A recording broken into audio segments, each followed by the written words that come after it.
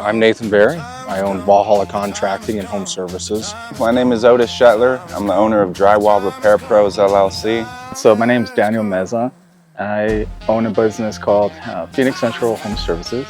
My name is John Sherman. My name of my business is Affordable Handyman and Hauling. My name's Mike Neal. I run a handyman business, The Humble Handyman. Hi, I'm John Floyd. My name is Joseph Vecchio. I'm 17 years old. My name is Brittany. I own a business called The Humble Homemaker. So my name is Dan Vecchio. I'm Joseph's dad. My name's Luke Maines. I'm from Murray, Utah. Yeah, Ray, my name is Greg Schwan. Yeah, sure. My name is Ben Alexander, and I started a handyman company there about 6 years ago called Hank's Handyman Services. My name's Kelly Rigby. Actually, we live in Oklahoma. My name is, first of all, Josue Navarrete, right? I was born and raised in California. My name is Britton, Crawford Contracting. My name is Adrian Moeller, owner of HMI Pros. My name's Robbie, owner of RobertOwensHandyman.com. I'm Elijah Hudson. I'm the helper. My name is Bob Belts, Belts Concrete and Home Solutions. My name's Jerry, Suburban Specialties. My name is Matthew Richards, full service handyman, Dayton, Ohio. My name is Troy. I run the Denton Handyman. Mr. Mark Seybert, am I pronouncing that right? Seybert? You are. Awesome, cool. I get a feeling that intro might be a little bit too long. I watched it for a while this time. I may have to shorten that up. How are you doing, sir? So far, so good. Awesome. So I don't really know a whole lot about you and all of your history with your handyman business. So if you could, try to just tell me a quick story about what your background and your experience is and how you ended up owning a handyman business. Well, I've been in construction my whole life. I built new homes for many years. I started a roofing company years ago, and it didn't work out. I didn't do it right, and things happened. Got into maintenance by chance. I moved into a trailer park, bought a home in a trailer park, and ended up getting hired on there to do maintenance. And that quickly escalated to me doing rehabs on the mobile homes. Stayed with that for 5 years and moved into apartment maintenance, property maintenance for many years, better than 15 years. Got tired of doing maintenance, got tired of dealing with the politics, got tired of dealing with superiors that had unrealistic expectations, and got offered a job running a roofing company here in Colorado. They did new construction roofs. They're a nationwide roofing company. I ran the branch here. They offered me a promotion. I moved to Virginia, uprooted my family, found myself 3 months later unemployed.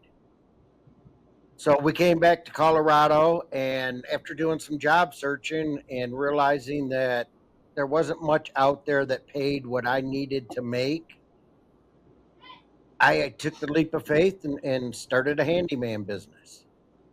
Got lucky early, got on with a guy who does a lot of advertising on Facebook and mentions companies and that type thing on Facebook. And he sent me a lot of work right out of the gate. And one of those was with a property management company. Okay, never done that before. So I jump on YouTube, I start looking up some stuff, and I stumbled across your first 2 or 3 videos that you did that were just kind of hanging out there before you really started the channel.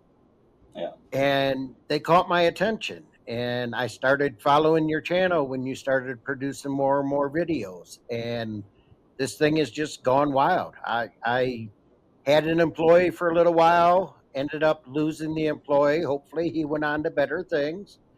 And now I'm a one-man show again, and don't regret any of it. I love it every day. Yeah, that's awesome. You like being a one-man show more than having an employee, or are you happy either way? There's pros and cons to both. I like having control of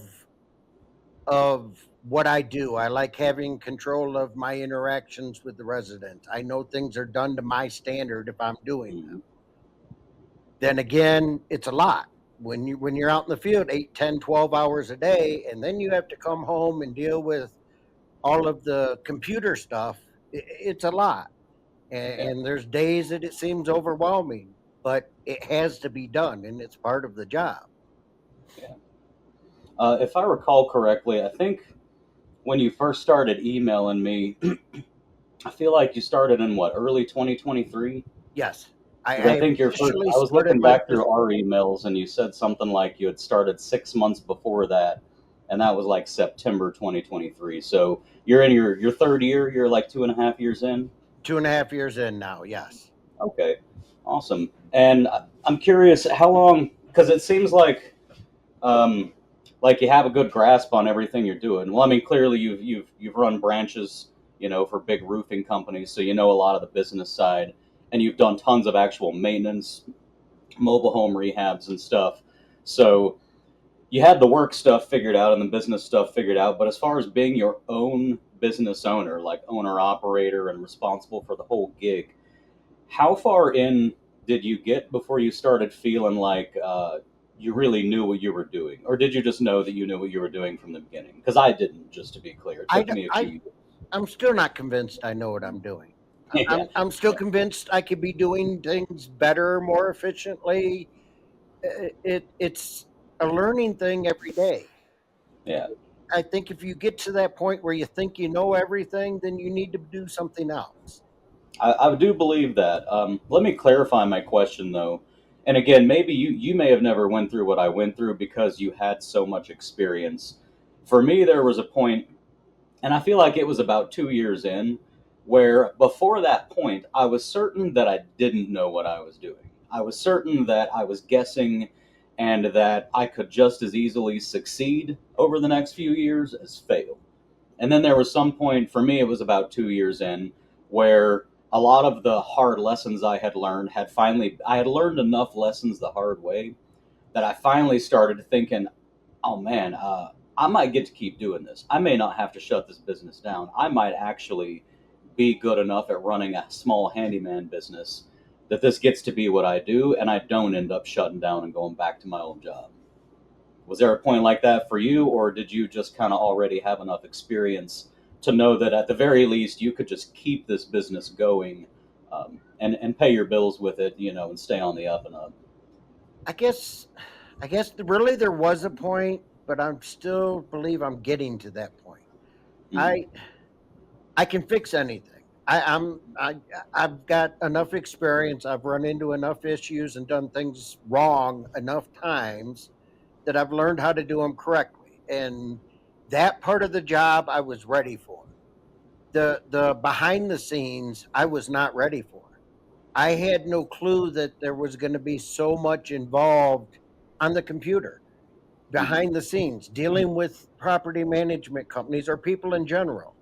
I came in this blind to that almost in a way. And I still am not comfortable that this thing is going to last. And that's probably part of just the history that I went through and the things I've gone through. Yeah. But I'm still every day amazed that I was in business another day. Yeah. And That's fair too, man. That's how I felt for a very long time. And I do, just FYI, I still tell my wife Emily all the time. I'm like, hey, things are looking nice, but we're not fully in the clear. There's still a million things that could just tear this all down tomorrow. There is, and you can never be prepared for all of them. All you can do is take it. It's like being an alcoholic, recovering alcoholic. You have to take one day at a time. Yeah. You got to get through today before you worry about tomorrow. And tomorrow you get through that day before you worry about the next day. Yeah. It does become easier over time. And a lot of things, after you dealt with them enough, it's not a big deal. But I don't know. I don't allow myself to get comfortable because then I get too complacent, I feel. Yeah. And I want to stay hungry. I want to keep this thing growing. I want to know that this is where I'm going to retire from. Yeah. And the only way to do that, in my eyes, is to stay hungry. Yeah.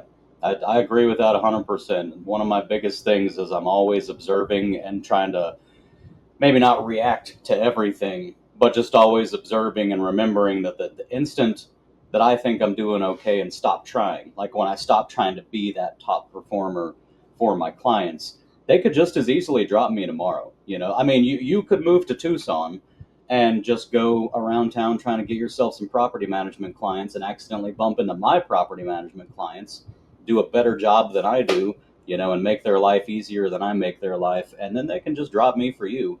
And that applies to all of us too, if we're not staying on our toes. And that's a fact. I just went through something similar to that. My largest client sent me an overwhelming amount of work. And it was at the exact same time that I lost my employee. So now I'm scrambling. I'm booked 2, 3, almost 4 weeks out. And while, yes, communicating with them and letting them know what's going on helps, there comes a point where they just can't wait anymore. They need to get things done. And they brought on another handyman.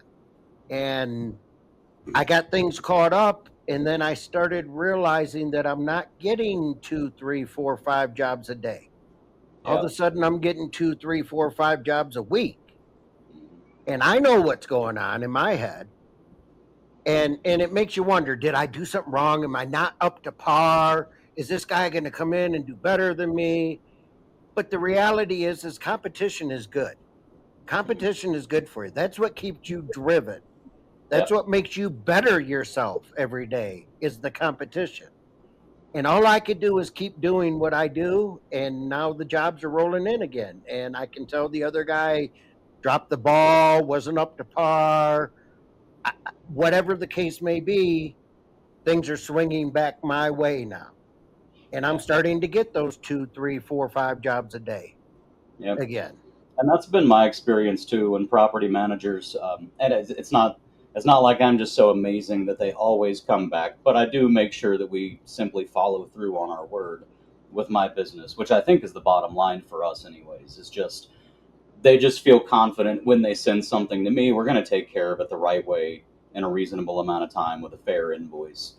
But I've found that oftentimes when property managers do, like you said, you can tell, the workload suddenly went from up here consistently to down here consistently.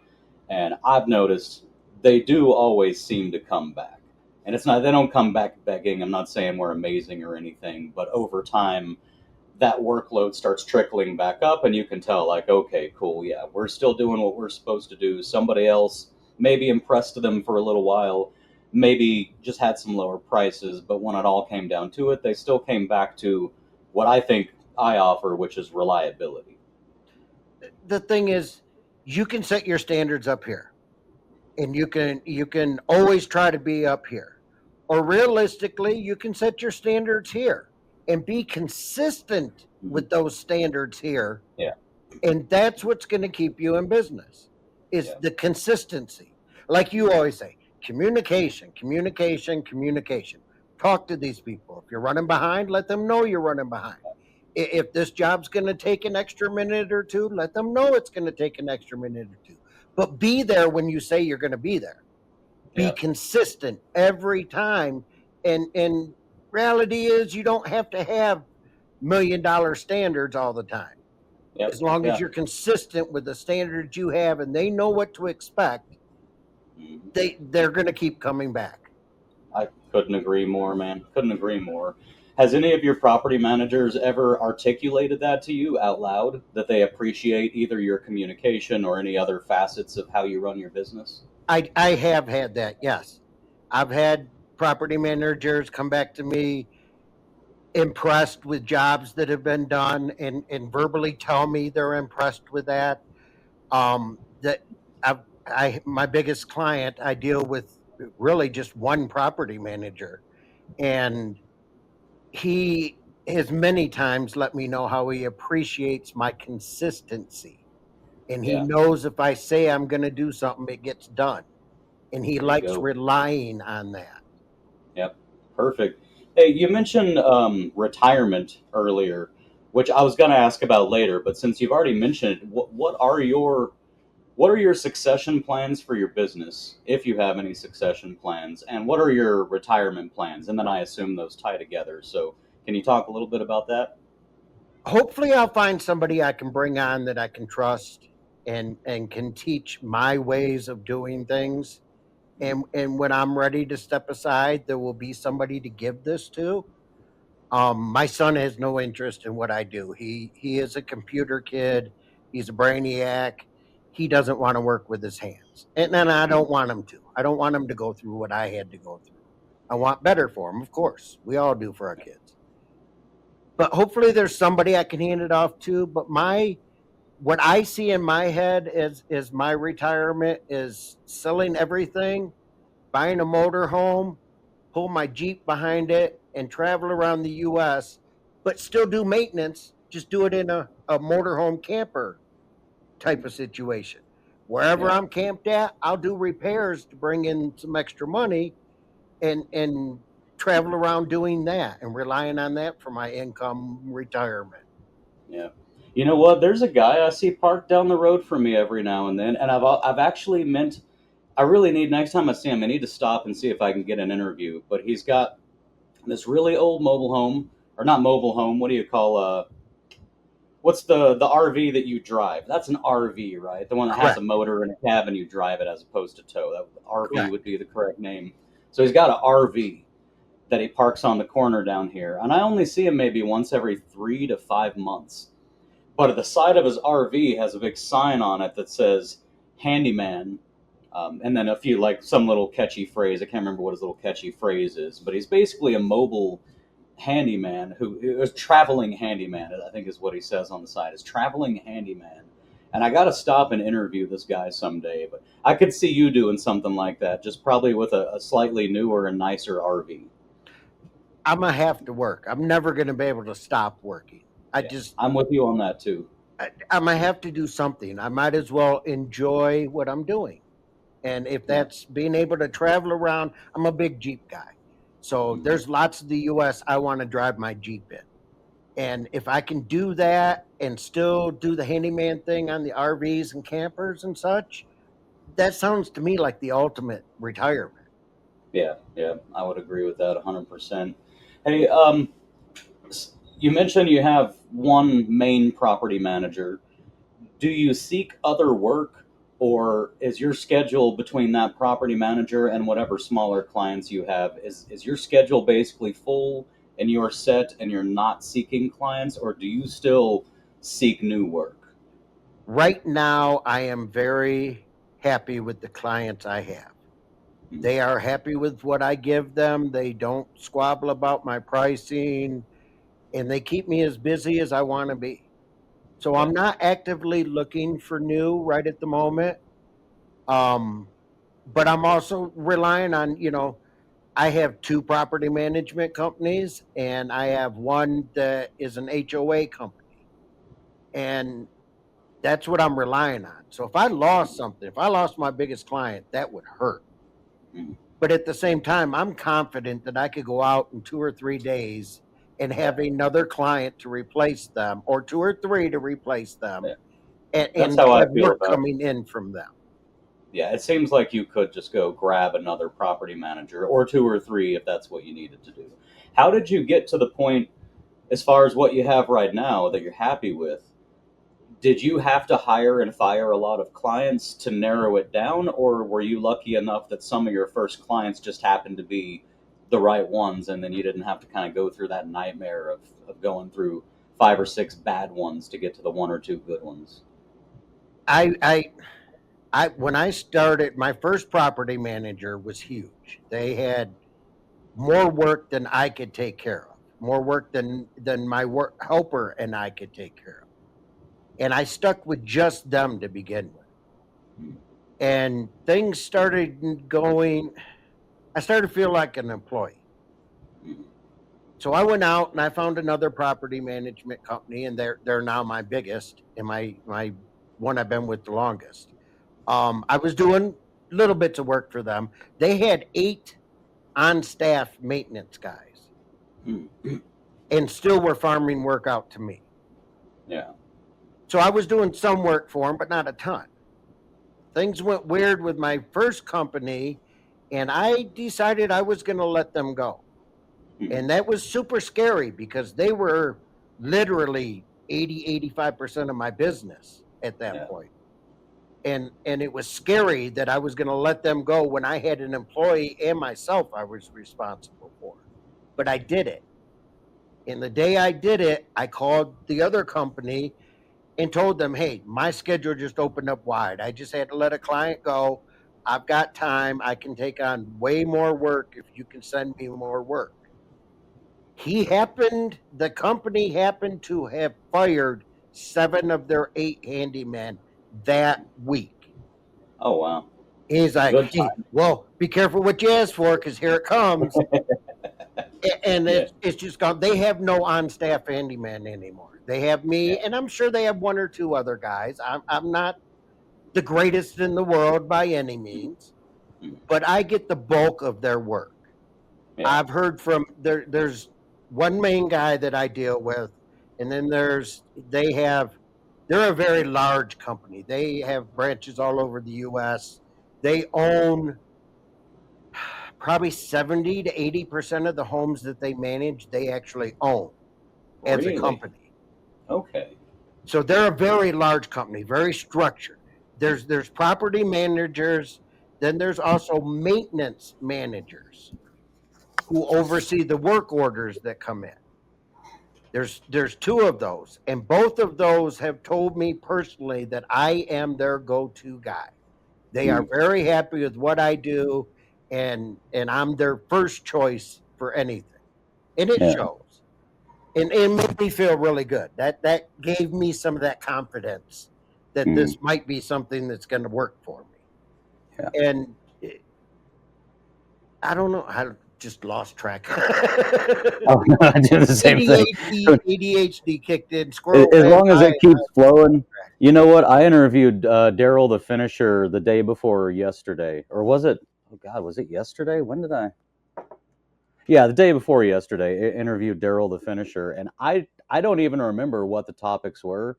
But I know at least 3 times I started out on something and then just ended somewhere else and forgot where I started out, and I didn't even bother to try to figure it out. I just said, you know what, this is a good place to stop. How about it's your turn now? I blame it on my age. I'm over 40. Yeah, I'm ADHD. My brain's all over the place all the time. Yeah, you and me both, buddy. I was also interested in, you said you did mobile home rehab for a while. And I have a buddy, well, I wouldn't call him a buddy, but I mean somebody that I know here locally, way up north of Tucson, does a lot of mobile home rehab. And he said that it's actually, just for him and his experience, he's not really a full-time handyman in a professional business way, the way that you and I are, but he does make a lot of money doing it. He just doesn't do it like as a real business. But he said he makes more money doing mobile homes because nobody else will touch them than what he was able to make working on regular homes. And that wouldn't surprise me because I refuse all mobile home work. And I always have, even from the very beginning. If it's a mobile home, I just don't touch it. And so that's the policy of a lot of other guys I know. So what was your experience with that? Is that maybe a niche that people should look into? It's definitely a niche. I have a friend here in town that's all he does, and he does well for himself. And it's because nobody else does it. I mean, it's basic construction, yes, but it's all different. Everything's It's different. all different. I've worked on my own mobile homes in the past. That's why I won't work on anybody else's, because nothing makes any sense in a mobile home. Right. It's not finished drywall. It's drywall panels with vinyl over the top of them. And expanding foam glue behind the panels, between the panels and the stud, is some of the weirdest stuff I've found in these things. Yep. It's definitely a niche market. And the company I worked for, it was a large mobile home community. And what they would do is they had it wired. They would buy the mobile home from you, turn around and flip it, and then sell the mobile home to somebody else on payments. Once they defaulted on their payments, they would call it even. You give them a mobile home back. They'd fix up the things in it, turn around and sell it again. In 5 years, I worked on, a few mobile homes 5-6 different times. But they never left the park. And the clientele that they sold to that lived there, most of them would default at some point or another. Yeah. They default on Were their they lot taking rent. like $10,000 down payments first? Yep. Because that's the ones I've seen is they'll do like a $10,000 down rent to own type of situation, and then people who really, really want to own, they find that deal. They, tax season comes. Most people could scrape together 10 grand at tax time if they have family to help them out too, and then they get their mobile home, and then a lot of those contracts are written so that you literally like you get 6 days late 1 month, and that house reverts right back to them again, which is not the best way to do business. But I do know a lot of people actually who ended up fully purchasing their mobile home who couldn't have otherwise purchased any type of home. It worked for us at the time. At that time, I had shut my roofing company down. I was completely penniless. I put myself into debt trying to hang on to that company. I mean, my current wife and I literally were living in a broke down RV in my friend's parents' backyard. That's how bad it was. And we stumbled across this mobile home park. We bought a trailer for $100. I started bugging the manager, give me a job, give me a job, give me a job. I can do this, I can do this, I can do this. One day he showed up at my doorstep and said, if you want a job, come to my office. Yeah. And it worked for us. We bettered the trailer, we sold the trailer, made some money on the trailer, went on to better ourselves, got into a house, that type of thing. It worked for me to claw my way out. But most people fall in that trap and they lose their trailer and it gets sold to somebody else, and they lose their trailer and it gets sold to somebody else. As a business model, it's a pretty smart business model. As a person, that's a pretty dirty way of doing things. Yeah, it's not super ethical. It can be done ethically. I think I've seen people doing it. I've seen some of these where they're asking for like a $3,000 down payment, and where they don't try to repo it from you until you fall like a minimum of 60 days behind. That I can understand. That seems pretty fair. I think the unethical ones are the ones where they're asking for a really huge down payment, and then they're setting the terms where you're evicted literally if you don't pay by like the 5th. You're evicted on the 6th of the month the first time you don't pay. And that's how it was. The contract was written for you to lose your home, but nobody ever reads a contract, so nobody knew that. Yeah, exactly. Hey, you mentioned that you had an employee and that things, I guess, didn't go right with them. I don't have to know about that particular employee, but what are your feelings on hiring helpers, like just for, cash real quick under the table or whatever for just a day when you need them here and there, versus having a W-2 employee or versus having subcontractors? How do you feel about just bringing in extra people under different sort of plans? I have a helper now that I can call when I need a hand. If I'm setting a sliding door or setting a French door, something heavy I can't handle by myself, I have a guy I can call in. I give him a couple $100. He helps me out for the day. That works good right now. When I had my employee, I had him as a actual employee. I carried workman's comp on him. I paid taxes on him. I did it that way more for his benefit than anything. So that way he had a W-2, he could show his income. He was getting a regular paycheck. It benefited him more than trying to do it as a subcontractor, because we all know how confusing taxes are and everything. And most of these guys don't do things correctly, and I didn't want him to fall into that trap. Yeah. So I had him. That as is a trap regular they can employee. fall into. That's probably good that you did that for him, because if he didn't know already, a lot of the 1099 guys, they don't put any money back for their taxes. And then before they know it, it's been a year and a half and they owe way too much and they don't know what to do about it. And it becomes like it's a self-fulfilling prophecy that I've been in myself before when I didn't do things right in the past. And it's a scary place to be. So here's some good advice. Before you continue talking about different types of employees, if you're watching this, just pay your taxes from day one. Don't tell yourself that you need the money today, right now, for your mortgage, but don't worry, in a few months I'm going to make more money and work even harder, and I'll make up that money and then pay back the back taxes. Just, man, set yourself up from the beginning so that that's just a thing that just happens automatically. It's a bad place to be. My first year in business, I had to take out a loan to pay my taxes because I didn't plan correctly. I didn't have an accountant. I should have had an accountant from day one. And I Great didn't. piece of advice right there too. That's what I did this time in this business that I didn't do in the past. It's cheap insurance. It really Yeah. is. It's worth Yeah. every And in penny my you pay experience, for them. yeah, in my experience, an accountant is going to always, they're expensive, but they're going to put more money back in your pocket at the end of the year than what they take out of your pocket. Yep. I feel like, I mean, mine, I feel like is, I don't know what that ROI is, but if you take what they save me that I wouldn't have been able to save myself because I just don't know enough about taxes, what they've saved me above and beyond what like H&R Block or one of those places would have done, where they just plug in whatever numbers and they're not worried about you in your pocket.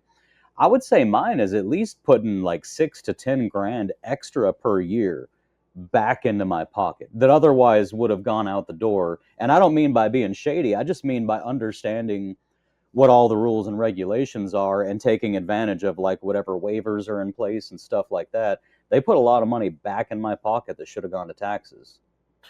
They know all the things that they need to know if they're a good accountant.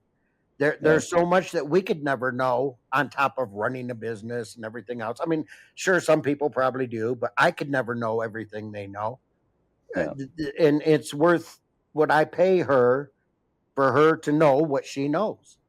Like you said, they save you enough more money than they cost you. I can guarantee that. Yeah, that's Anybody, the any bottom size line right business. there. Yeah. Cool. What was I? Oh yeah, that's right. We were talking about employees.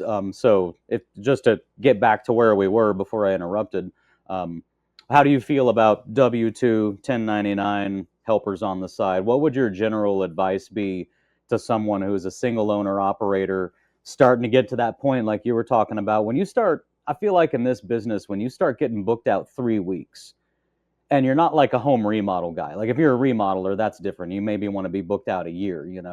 But if you're trying to do property management, or if you're trying to do like smaller one-off jobs and you're on a trip fee kind of model, 3 weeks is a long time to be booked out when people have a leaky sink or like a bathroom exhaust fan that's not working, stuff like that.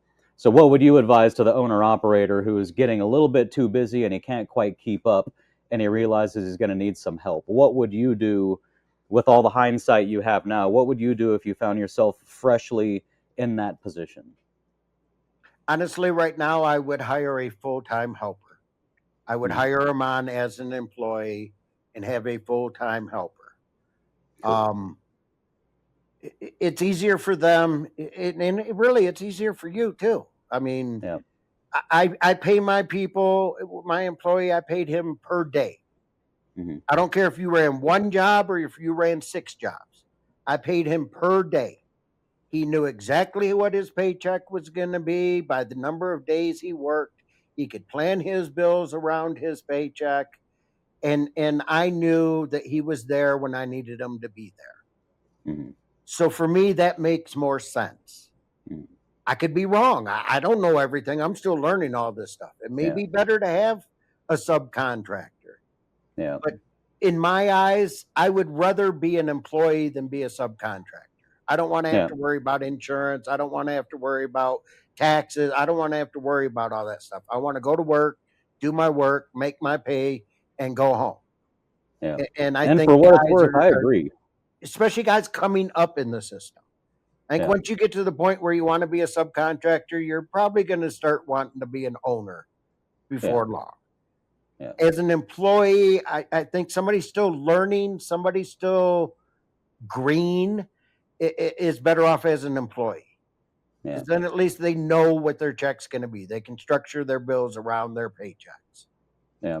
And I will say, this was another, I like to point out mistakes I've made so that everybody watching knows that we're all making all of the mistakes all of the time. Any old timer that's trying to talk down to you, talking about how you should know this and you should already know that, or you shouldn't be in business if you can't answer that question. Every one of them made all the same mistakes. They're just not willing to admit it. And one of mine, when I started this business, and I remember specifically when I started this YouTube channel, I preached and preached and preached about how much I hated the employer-employee relationship and that I only wanted subcontractors because I wanted to respect them as their own independent business and I wanted to help them out by providing work for them and allow them to help me out by providing services. And we were all going to be like sort of equals on the same level playing field, just helping each other out, almost like in a very capitalistic way, but almost like a little kumbaya commune. Like we were all just going to be highly ethical and take care of each other. And I found out really fast it's just not how the world works. I said it and I said it and I said it.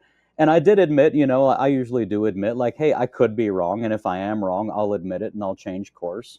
And ultimately, I did. Ultimately, I have a subcontractor today. Don't get me wrong. He's amazing.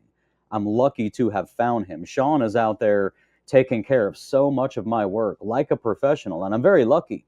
But I've had 14 to 20, 15 or 20, maybe a couple dozen subcontractors at this point. None of them worked out. Not one of them cared enough about my business that, they all care enough about your business to do the right thing when it's easy to do the right thing. But the moment doing the right thing is going to cost them something and they have to choose between doing the right thing for you or doing the wrong thing for them, they end up doing the wrong thing for them. And then I found when I had my son as a full-time W-2 employee, the moment that I transferred him over, for a time he was subcontractor. He was my son, so he was full-time, and the goal was always for him to ultimately take the business over. But when he was operating as a subcontractor, and there's issues with everybody everywhere all the time. It wasn't unique to him, but there were particular issues. When I made him a W-2 employee and just started doing the Monday through Friday, 8 to 5, and I'll set your schedule and I'll task you instead of you being independent, man, it was like the sun came up and the birds started singing and the world just started flowing correctly. Kind of similar to what you said. I like to have the control for my clients, for my business, for whatever it is that I'm trying to build here, to have somebody else's time, but where you schedule it. And they're still getting, and that's the thing too, is you can still respect them. You can still pay them well. You can still achieve all the goals of having a professional, solid, like positive relationship. But I found it was way better to have a W-2 employee who was also happy because they didn't have to worry about the 1,000 mistakes they could make that you might be getting upset about. Now they just do what you tell them to do. And I found that to work really well. Yep. I think it makes for a happier employee, and it makes your job, our job as the owners, easier. It really does. And it gives us more control. I like setting the schedule. I like talking to the residents. I do touch-up calls afterwards. I call them up and say, hey, how'd Jeff do while I was there? Did he have any issues? You got anything you can suggest he could do better next time? And it was always good stuff. But an employee, reality is an employee's not going to care about your business as much as you do. They never will, period. Yeah, nobody ever will. Other find than one that actually takes pride in what they do, and that's the best you can ask for. Yeah, I agree, man. I agree. So, are you trying to grow right now? Like now, so you said you have a helper at the moment. Are you in the near future trying to grow, or are you gonna maybe just stay here for a little while before you make any further decisions about that? Well, my helper doesn't need to work. He helps me out more as a favor to me than the money that I give him. He does very well for himself not working. So he would never be an employee. He wouldn't want to do more than an odd job here or there type of thing. Yeah. If I could find a good employee, I would like to grow this. I would like to find a few more, bring on a few more property management companies. Yeah. My problem is finding a good employee. I have trust issues. I don't just trust anybody. I will respect you and I will give you a chance, but you got to earn my trust. I got to know that you're going to do things to my standard. And I feel that I've set a pretty high standard for myself, but that's why I'm successful, is because of my standards. Yeah. So I have to know you're going to do things to my standard even when I'm not there. Yeah. And that's tough. It's hard to find in this business. It's hard to find a good employee. It's hard to find people that aren't going to try to stab you in the back, that aren't going to try to to do things they shouldn't do, off the clock type of thing. It's tough. Yeah. And until I find that, I'm gonna stay where I'm at. Yeah, that's good. Do you feel like you have a good work-life balance right now? As far I as, oh, do. by the way, I mean, we haven't talked about your family, and of course, feel free to not talk about them if you don't want to. Oh, that's fine. But I'm curious about your work-life balance with both family and friends, and just, yeah, I'm sure being a Jeep guy the way you seem to be, you're probably part of a club there. Like, do you get a good balance between your professional life and your personal life? I'm at the point where I don't work weekends. Okay. If I have to, I will do a Saturday. Usually it's because I got to get a quick turn done or something. And I'll pop in for a few hours, get it done, and come back home. But I try really hard not to work weekends. I have a 14-year-old son who is autistic, and luckily with a very high IQ and functions well. And I have a wife who she works 40 hours a week in a stressful job, but she loves her job and doesn't want to quit it for anything. So we try to make weekends our time.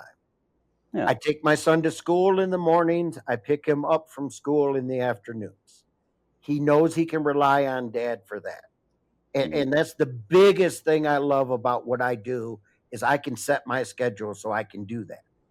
I may drop him off at home and go back to work and, take care of another couple jobs, but I can be there for him to drop him off and pick him up every day consistently. Consistently, there you go. And Which just lets we him need know, it that. makes him feel like he has that consistency because he does. Yep. And weekends, I try to get out one day on the weekend. We try to get out in the mountains and take the Jeep out and have fun and relax. And we call it our detox from technology time because there's no cell signal up in the mountains. The phone doesn't matter. You get to forget about it and drive 2 miles an hour and enjoy every minute of it.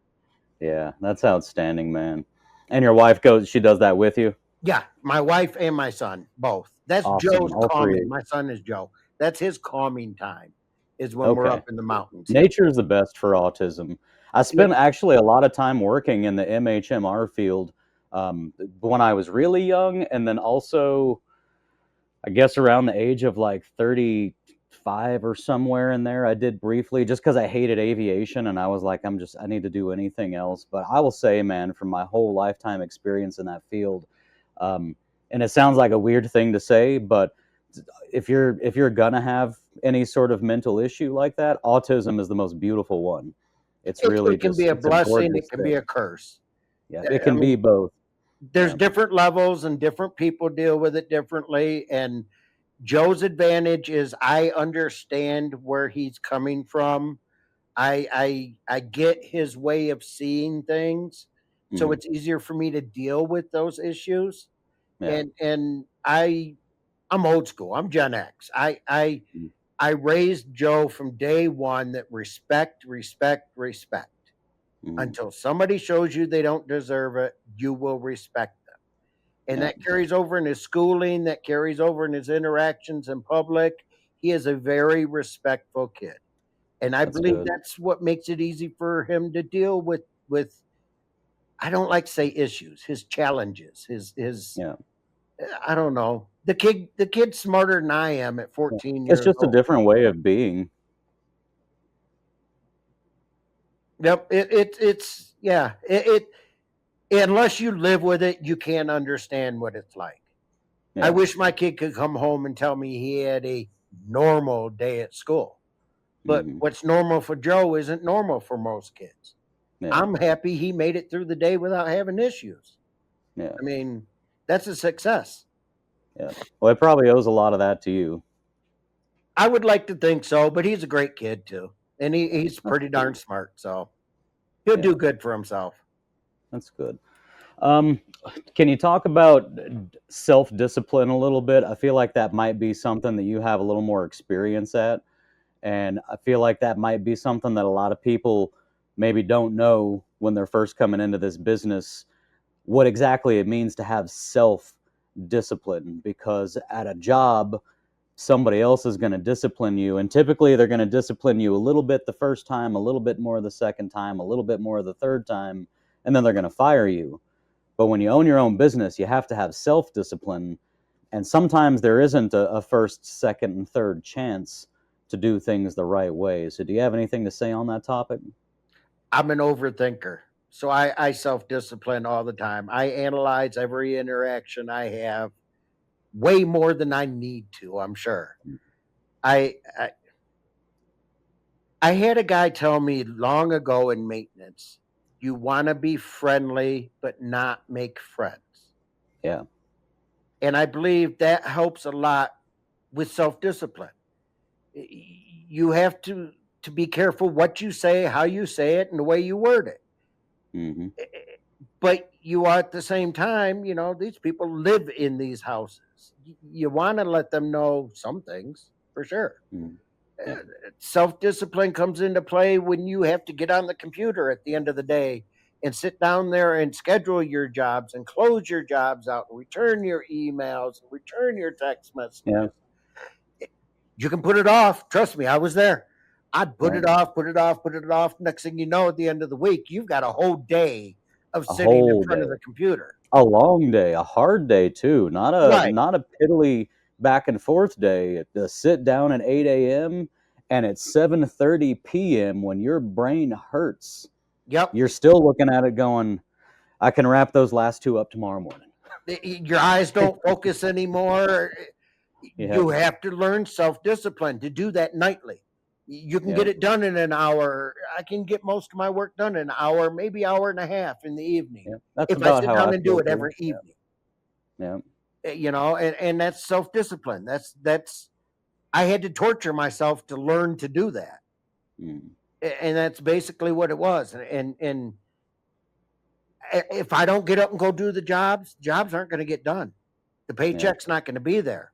I'm not Yep. going to have what I need for my family. I have to get up and get it done, no matter what I feel like that day. Exactly. That's self-discipline. Every day we are self-disciplining ourselves, ourselves. We just don't think about it that way usually. Mm-hmm. And once you realize that you're doing that all the time, it makes it easier to do that.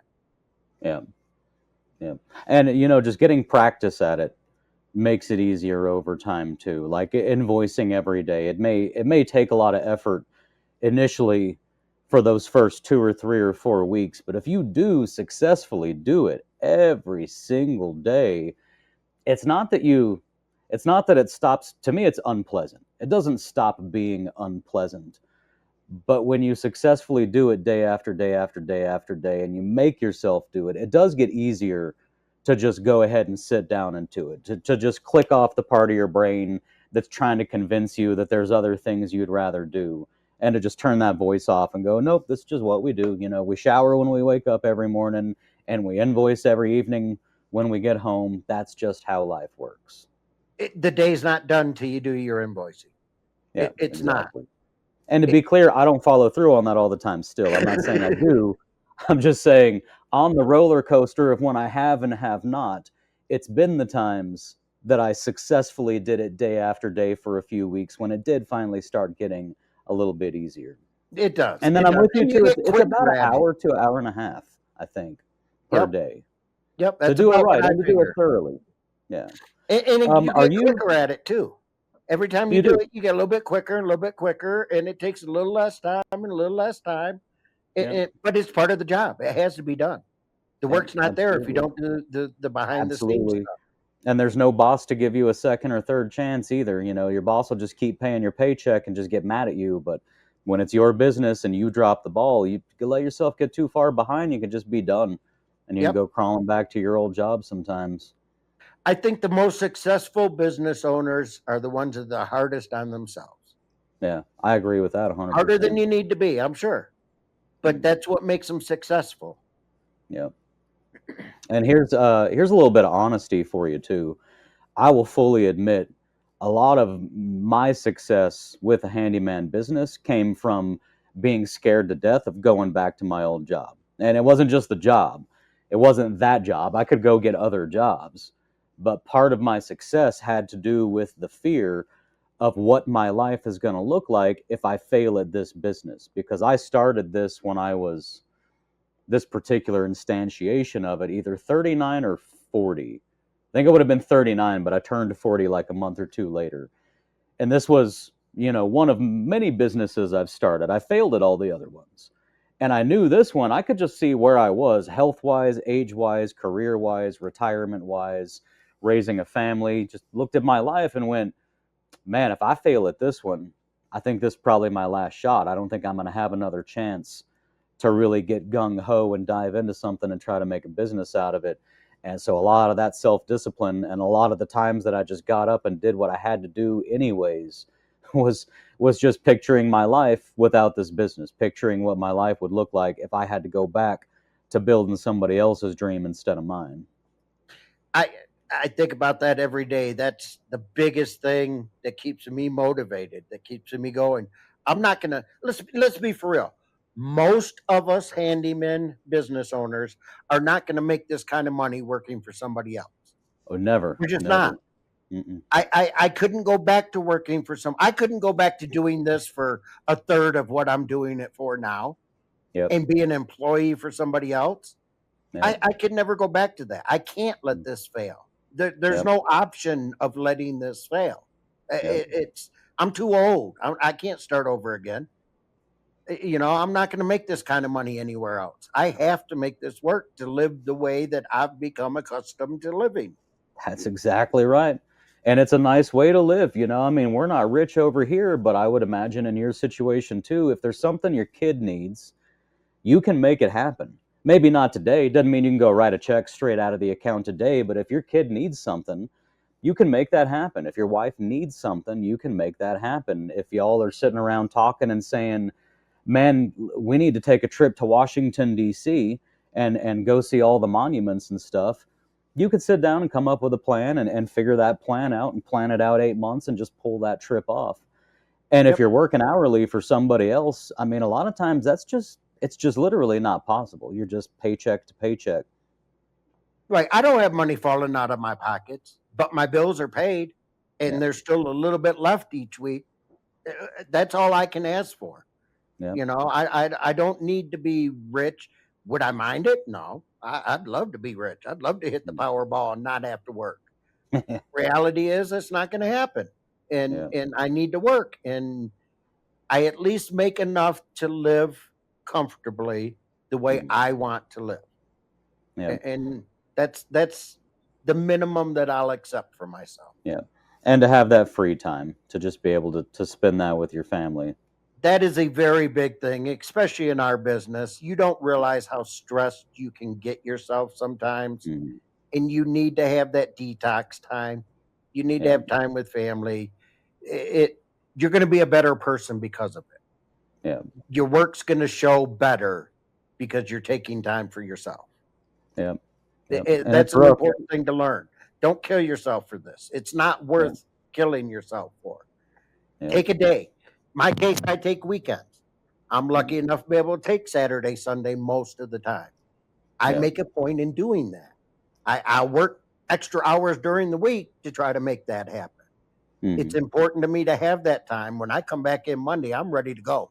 I'm fired up again. Last week's problems are dealt with. That's one thing I wanted to hit on. A big, big thing in my eyes. If you have an issue, sorry to get off track. No, you talk about anything you want to talk about, man. I'm loving this conversation. If somebody comes to you, one of your property managers comes to you with a problem, deal with it now. Don't put that off. Don't, I'll deal with this later. Let me finish deal with it now. A problem's only going to get worse. It's never going to get better until you deal with it. The sooner you deal with it, the easier it is to deal with 90% of the time. Don't do that to yourself. Deal with it now. Hit it head on. It eats at me if there's something hanging. I have to deal with it right away. It's the way I'm wired for some reason. I can't let it be because I'm just going to sit and think about it the whole damn time. I've got to deal with it now. This is an issue. Let's fix this issue. Then I'll continue what I'm doing. You're 100% right, man. And because the thing is you have to deal with it either way. Whatever uncomfortable situation that you're putting off that's turning your stomach in knots that you don't want to deal with, there's only two ways this plays out. You stop your stomach from turning in knots right now and deal with it right now. You still have to deal with a negative thing. That negativity is going to happen.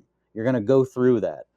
So the only difference is, do you want to be filled with anxiety for 4 days and then deal with it?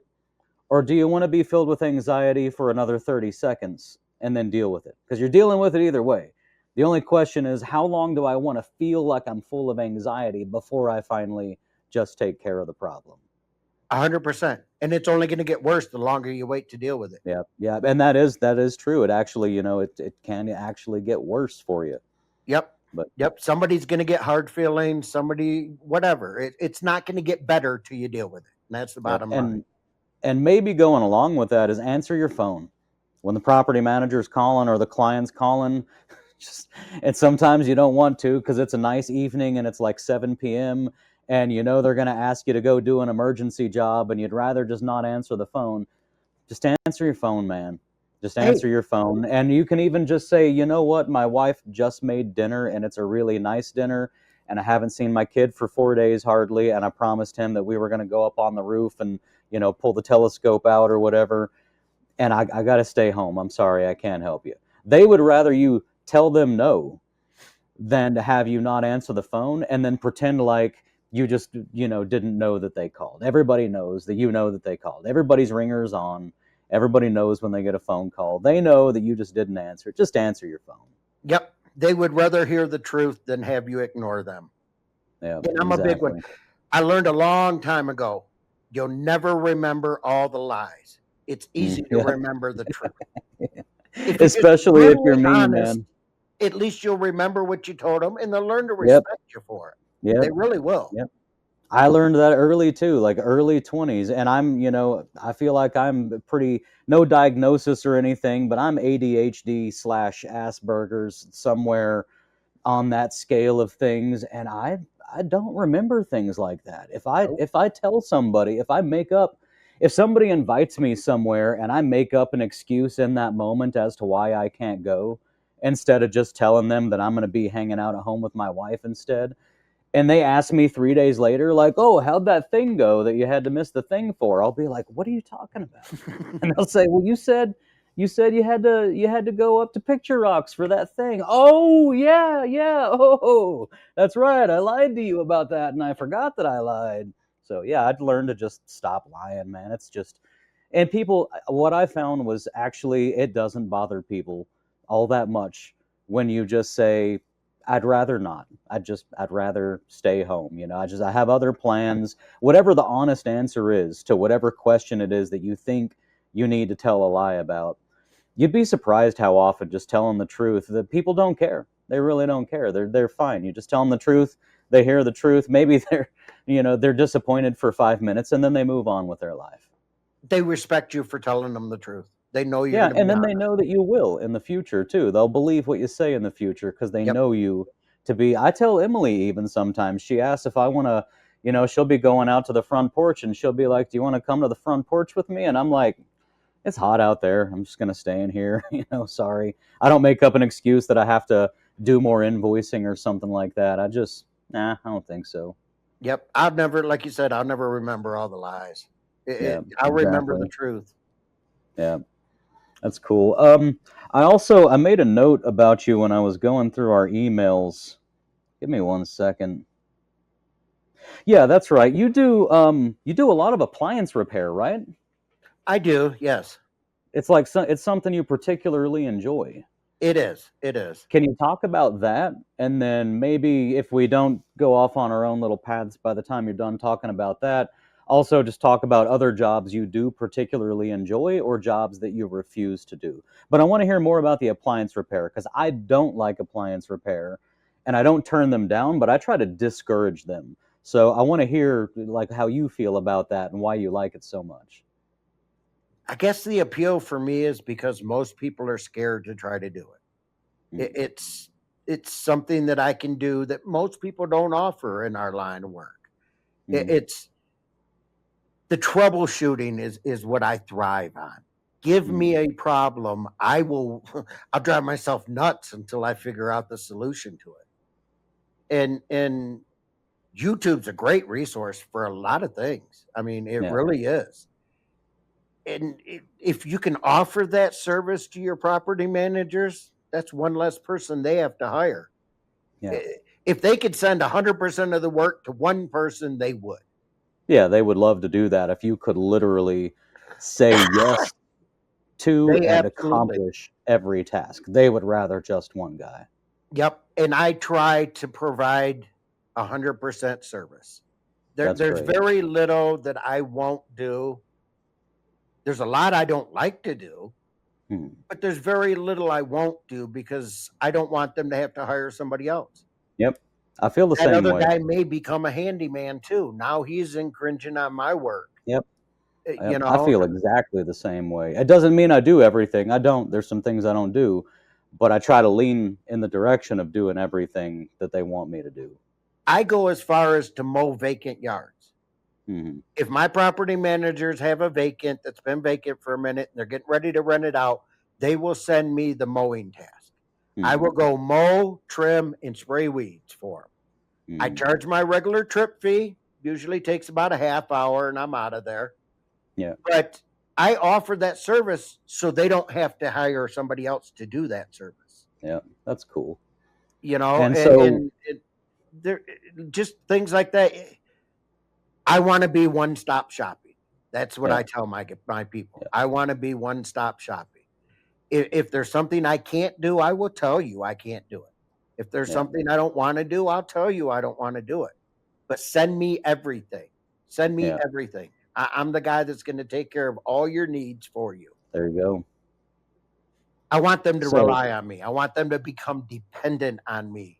Yep. Like there I'm a go. drug. That's exactly. I want them that's to be exactly the dependent. mindset I had right there.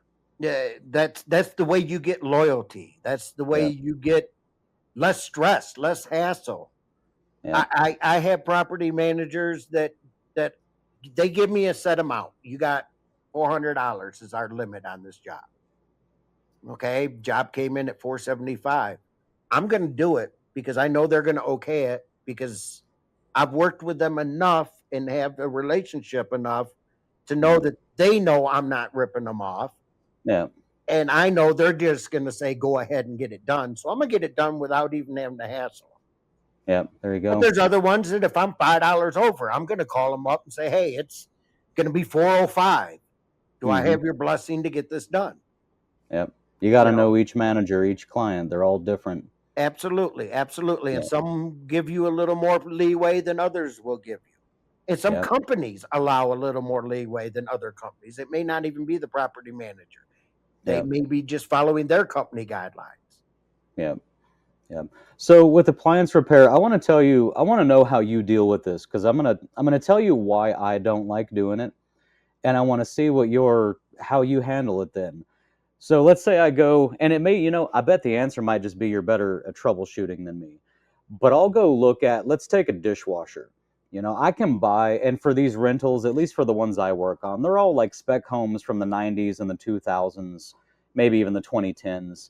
But it's a bunch of spec homes. They have cheap, like GE profile, or not even profile. What's the step down from that? They have either way, they have the cheap GE dishwashers. They're like a $400 dishwasher. Yep. And I'll go in, and here's the deal, is they send me the dishwasher. I go look at the dishwasher. I see what's going on. And it may be a troubleshooting issue, but the conclusion I come to is, okay, here's what's happening. You're not draining the water out. So either you're not draining the water out because the sensor, the water level sensor is bad, or because the circuit card is bad. So then my options now, and I mean, I'm making this example up on the spot, but now my options are, so number one, I've already made one trip to the property, and I need to bill for that because I came to the property to diagnose.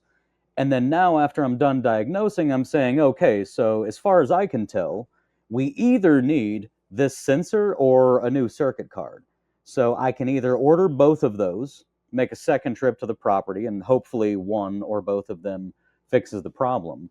Or I can order only one of those. If the client doesn't want to pay for both, I can order one of those and make a trip back. But if that doesn't fix the problem, now I got to order the other one and make another trip back to the property. And then when it's all said and done, it still may not work. Like I just might be wrong about something, or they may be something, it may be the thing I found really was bad, but it was caused by another bad thing as a downstream effect. And I guess what I'm getting around to is I feel like, and this is my own just personal feeling perhaps, but I'm looking at a job where I'm charging, let's say, $400 when it's all said and done to fix a dishwasher, when from the very beginning, if I wanted to, I could have just bought a $400 dishwasher, charged $150 to install it, and then just not had to deal with multiple trips. But more importantly, for me, mentally, my fear is always, and maybe the homeowner, they probably don't know this, but my fear is I understand the value of the existing dishwasher is already low. And I understand that I just basically, by the time we're all said and done, they're paying me the cost of a new dishwasher to just fix their old dishwasher, which makes me not want to do appliance repair because I have this fear of being viewed.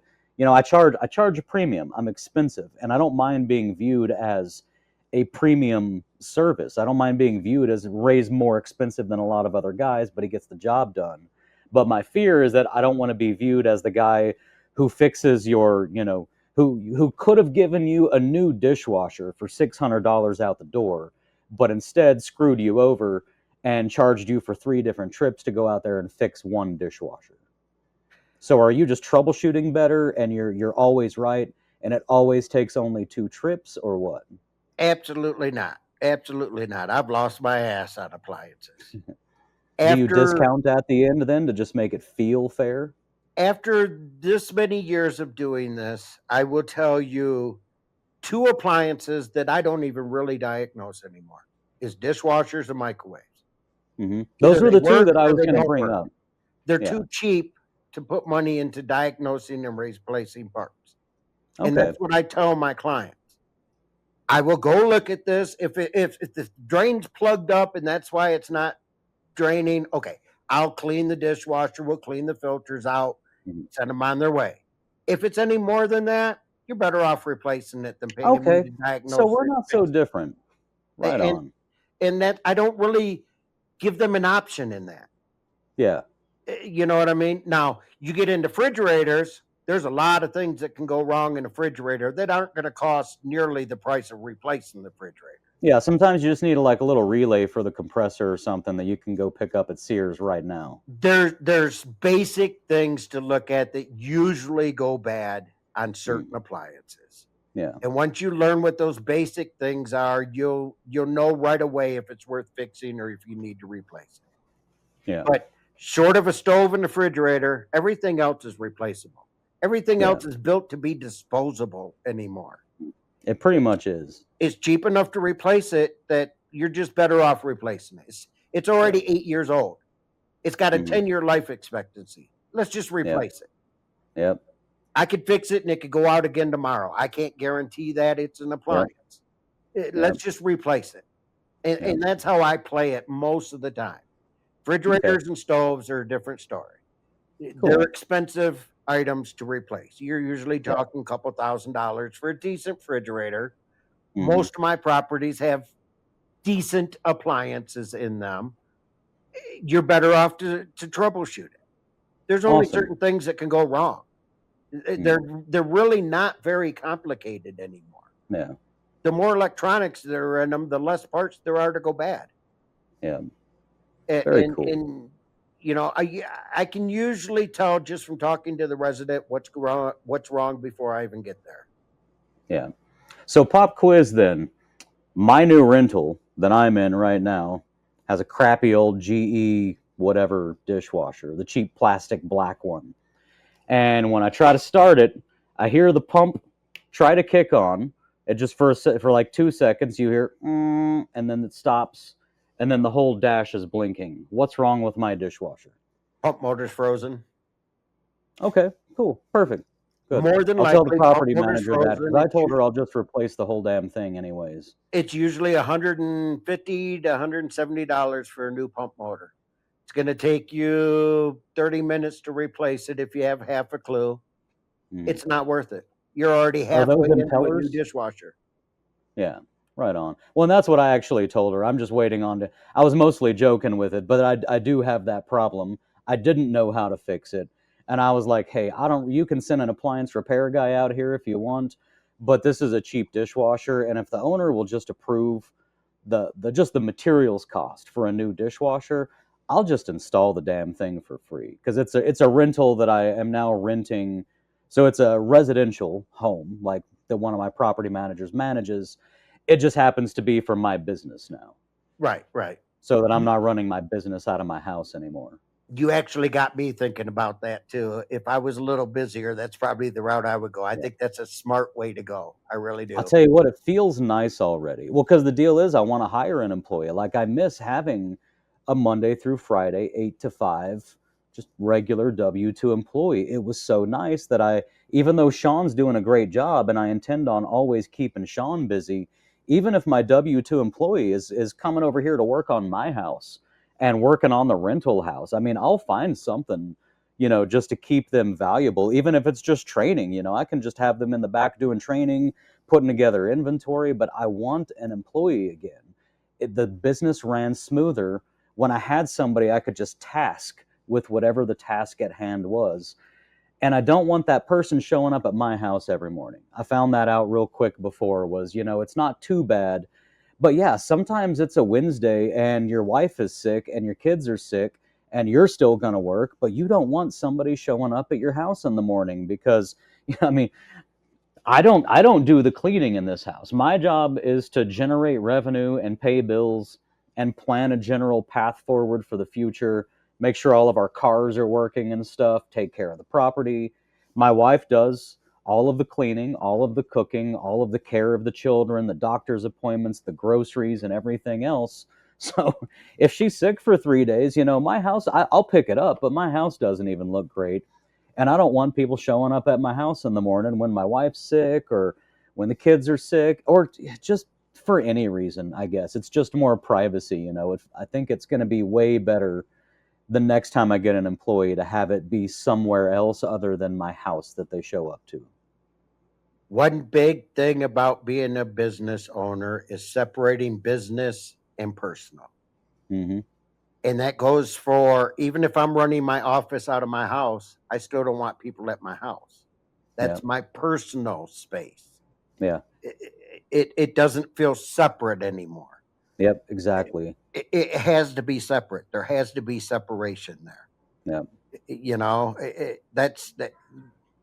I have two phones. I have a personal phone. I have a work phone. There has to be separation there. I can set my work phone down and ignore it for a while if I'm helping my son do his homework or something. Yeah. I can't do that with my personal phone. Yeah. You have to have that separation. And like you were saying, you don't want them coming to your personal space. Yep. Now you're not separating the two anymore. Yeah. Yep. And it may not make your house feel like a public space, but it stops feeling like your own private space. Right. Yep. 100%. And that's where I'm struggling, having my office in the house still. I have been looking at just little small office spaces, even just a little one-room office. They're expensive, somewhere where huh? I can go to work and leave and go to home. Yeah. That separation. When I worked at the trailer park and lived at the trailer park, the greatest thing about moving out of the trailer park while still living there is I could watch that sign get smaller in the background in my mirror as I was driving away. Yeah. That separation. When I lived there and worked there, I was always at work. I might not be working, but I was always at work. But you felt like you were always at work. Right. You could see work all around you. That separation is what gives you your time separate from work time. That's when you can turn your brain off.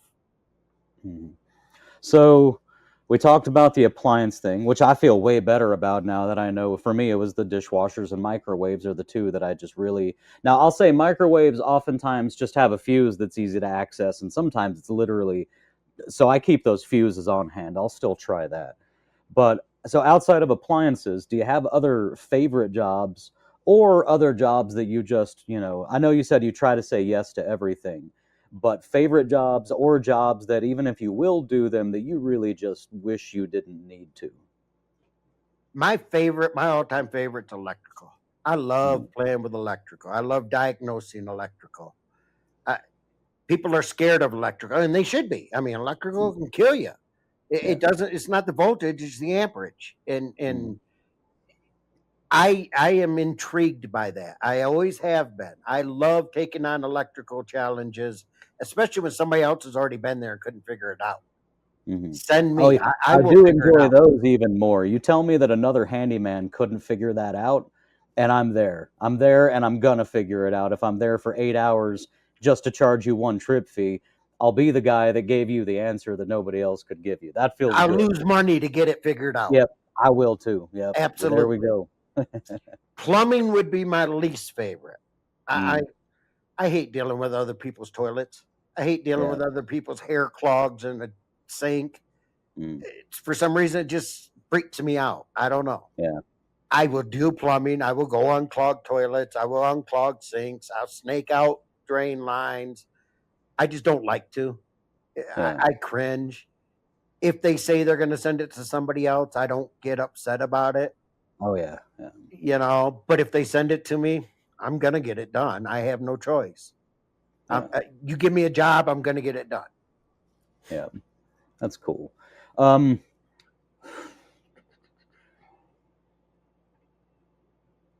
brain farting. I got to look at my notes again. I'm really good at brain farting these days, too. I just got a job, came my way last week. They called my main guy, called me up. He said, Mark, we got this shower. The last resident did something to the drain. The plumber had to rip the shower pan out. He had to bust the concrete up to get the drain. It was a basement shower. He had to bust the concrete up to get the drain fixed. We need you to go back in, fill in the concrete, level it out so he can put a new shower pan in there. And I need you to do it today if you can. Yeah. I told him, honestly, today I cannot. I am overbooked today already. I will make a point in being there tomorrow morning, though, as long as the resident's good with it. So I went down there. I filled in the big concrete hole he made. I laid floor leveler, got everything nice and pretty. Had to replace some bottom plate on the wall and a couple pieces of stud. Had the sister onto them. Got everything done. The next day, I get a call from the property manager. Hey, I guess we need you to go back. It needs to be built up 2 more inches. I'm like, well, it would have been nice to know this the first time. I could have got it done in one trip. Then he sends me a picture from the text from the plumber, and I'm reading this picture he sends me, and the plumber needs it built up 2.5 inches. But he told me 2 inches. Yeah. So had I just gone with what he was saying, I would have had to make a 3rd trip out there to get this right. But because I've noticed that in the text, and the plumber's phone number happened to be in the text, I contacted the plumber directly. I'm like, what exactly do you need? Do I have any play here? Is there any wiggle room? Yeah. He needed 5/8 of an inch from the top of my concrete to the top of the finished floor. He said, there's a 1/4 inch variance there. You can be an 1/8 over, 1/8 under. I can still make it work. Because I took the initiative to get a hold of the plumber and talk to him directly instead of through a middleman, I was able to go back in one more trip, get the job done exactly the way he wanted. He got his shower pan set. Everybody's happy. Don't be afraid to reach out to the other trades. Yeah. Don't be afraid. You should know the plumber that your company uses most of the time. You should know the electrician that your company uses most of the time. There's going to be times you're going to need to talk to these guys to get the story straight from them, because things get lost in translation. Oh, yeah. We all did that thing in school where we stood in a circle and whispered something into each other's ear all the way around, and it was something totally different by the time it got back to the beginning. Yeah. That'll happen with one person in the middle. You should know these other vendors. Don't be afraid of them. They're not going to hurt you. They don't want your work. You don't want their work. Everybody has their place. but you're going to have to work together sometimes. Yeah. And And the I'll more tell you you know something 'em, too.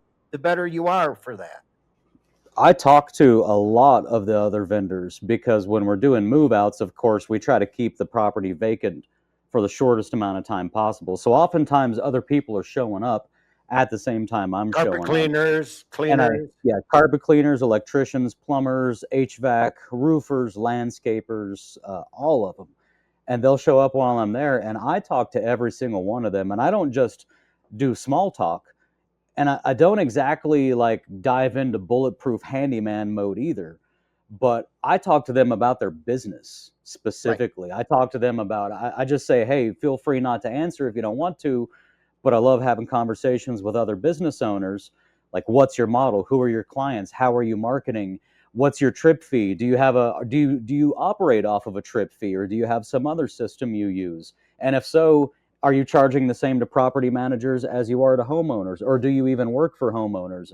I just dive in anything that they're willing to tell me about how they're running, because it's all home services, right? Home service, when you show up, you might do a different task. You might show up and bathe somebody's dog and groom their dog, or you might clean their house, or you might organize their closet, or be a babysitter, or whatever, or be a handyman. But home services is home services. So I try to talk to everyone about how they do business and what their structure looks like. Yep. And most business people are happy to talk about that. Most of them are, yeah. They want to learn your business as well as you want to learn their business. Yep. And it's that, yeah. And I've gotten work by doing that. Yep. I've Yep. had Yeah, I other get their vendors numbers tell me, and their hey, cards these every people, time. you know, my second company I do work for right now, that's how I got them.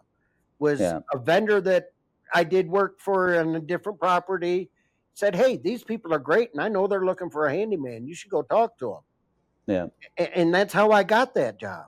You never know. It definitely can't hurt, for sure. Yeah. And they may have some ideas that might help your business. You never know. Yeah, almost certainly they do sometimes. Yeah. And so also I wanted to ask you about, what's your policy for, you give an estimate, you show up on the job, and there's stuff that's wrong that that you didn't notice. What's your policy on dealing with that? Do you eat it every time, or do you eat it only in certain circumstances, or do you just call the property manager every time? What do you do when you were wrong about what you estimated a job to do? If I screw up an estimate and it's something that I should have noticed, that's on me. Whether I'm doing work for property management or for private people, that's on me. Yeah. I try to never go back and ask for a different amount. Now, I do cover myself by some jobs. I will tell them, this is what I think it's going to cost. But I won't know this, or this until I get into this. Yeah. If there is more charge, then I will get a hold of you and we will discuss it at that time. Yeah. But if it's what I think it is, this is going to be my charge. And you always want to cover yourself like that. They understand something. You can't, we don't have x-ray vision. We can't see what's inside the wall. Yeah, we yeah. can make an Yeah, if you had a little flood guess. in your laundry room, we don't know if there's mold behind that drywall until after we pull the drywall off. Right. But we You can let make them an know that in educated advance, guess. instead of giving them a low estimate, assuming it's all going to be good, and then coming back and saying, oh, I didn't think about the fact that the water could have caused mold. We're going to double the price now, now that your wall's open. Yep, let them know that up front. That way they're expecting it. Yeah, that's awesome. That's good. That's a good policy. I try to, a big thing, I don't know where I learned it. It's been with me my whole life. Under promise, over deliver. Under promise, over deliver. Yep. Mark, I got this call. Can you get to this today? I don't know that I can get to it today, but I'll get to it by tomorrow for you. Yep. Later that day, I'll call them up. Hey, I got that done for you. Yeah. I knew I could get it done. I knew I could slip that in there as long as things went well. But I didn't want to promise that in case I couldn't. Yeah. So you under promise, over deliver. That impresses people so much. Yeah. And I do something similar too, where sometimes I will estimate over, when I need to. I'm never estimating over just for fun or just for the purpose of discounting. But especially on jobs that can be very variable, like carpentry work on a back porch with a bunch of trim, where if it goes well, it's going to be 3 or 4 hours. If it goes bad, it could be 8 hours. And I'll try to estimate those pretty high, and I'll go to them and say, look, I think it's going to cost $1,200, but I'm going to need approval for $1,600. I'll do this if you can approve 16, but just know that I think it's going to come closer to 12. And if everything goes smooth, I'll discount that 16. But if everything doesn't go smooth, I don't have to stop halfway through the job and wait for a homeowner to give approval. And then I'll do the job. But then here's the trick. If it does go well, I actually do discount the job. And I don't think many people do that. And I know that you could say, hey, if they were willing to approve 16, that was the value of the job. You should have charged the full amount. And maybe in some world where we're just talking about fairness, or in a world where we're not trying to have repeat clients, maybe that could be said to be true. It was worth 16 because they approved 16. But in a world where you have long-term clients that you're trying to build loyalty with and trying to make sure they know that they can trust you to treat them right, when you tell them I'm estimating 12, but I need approval for up to 16, and then you go back and you charge them 11, they're really, really happy about that. As long as you made good money on the 11 and you're happy with the 11 and they got their discount, that lets them know next time that you say, I need approval up to this amount, even though I think it'll be this amount, they're going to be more likely to say yes. And then ultimately you're going to find your business in a position where you can give windows and they're just going to say yes. And then you don't have to haggle and fight so much about right where that window ends. That's where I'm at with my client. I give them a window on some jobs. There's some jobs you just have to. You can't account for everything. Yeah. I'll tell them, worst case scenario, it could be $1,000 for this. But I feel pretty good about $700. Yeah. Give me approval at 1,000, I'll get it done. They have dealt with me enough, and I have been honest enough with them that they know if I could get it done for 700, I'm gonna tell them I got it done for 700. I'm not gonna hide that from them. I'm not trying to get rich off one job. I'm not. I'm trying to get rich off the big picture. Yeah. If I can be honest on that one job, if I can save them, if you can come in at $995, you told them 1,000, they appreciate that $5. Yep, they're still going to be happy about it. Yep. Right. If you save them 300, they appreciate that 300. Anytime you can come in under, it gives you credit with them. It automatically, that's a good memory they're going to have when they hear your name. The more good memories they have when they hear your name, the more they're going to say your name. Exactly. And you know what that is? That's what a brand is. Yep. Handyman Mark is a brand. The brand of Handyman Mark, when you hear the name, makes you feel good. When you see the logo, makes you feel good. Because for a few years now, every time the name Handyman Mark was included with something, it went smooth. Yep. And that's all a brand is right there. And never take your problems to them. If you have an issue with a job, never take it to them. Deal with the issue, get it done, give them the final product. Yep, fix it. Don't call them and say, hey, I'm at Home Depot and I'm looking at this faucet on the shelf, and the faucet you have in the house is a brushed nickel gooseneck with like the little spring on it, but I'm at Home Depot and they have a brushed nickel one that's a gooseneck, but there's no spring on it, and then they have another one that's chrome and it's a gooseneck, but it's not brushed nickel, it's chrome, but it has a spring on it. Which one do you want? They don't. Your property, maybe a homeowner wants to know all of that because they're very picky about what's in their house. But if you're working on rentals, they just need a damn faucet on the thing, that's going to work and that's going to just generally either like kind to what exists or complementary to whatever is in the rest of the house. Even the word complementary, it doesn't even always have to be like kind. They love when they can just send you a work order and 7 days later they get an invoice. And they don't no want tenants called, nobody was mad. The money wasn't, the budget wasn't so high that the homeowner's upset, and it's not so low that you're not happy to do the work. And then everybody's just happy. They don't want those stupid phone calls. Nope. That's what they get from Chuck with the truck. Exactly. Chuck calls them 3 times for every job. They don't want those stupid calls. They want to know you're going to make that decision for them, and it's going to be the right decision. Yep. Yeah, if the ceiling fan has like a 16-inch down rod, but the ceiling will accommodate just a 12-inch down rod, and the fan you have is a 12-inch down rod, they don't want you to call them to approve, subtracting 4 inches from that or something. Half these property managers don't even know the difference anyway. No, they don't. They don't know what's in the property. Our job. Yep. They not want at all. us to know our job. They Yep, don't and have that's a the clue. mindset. Yep. That's how you make them.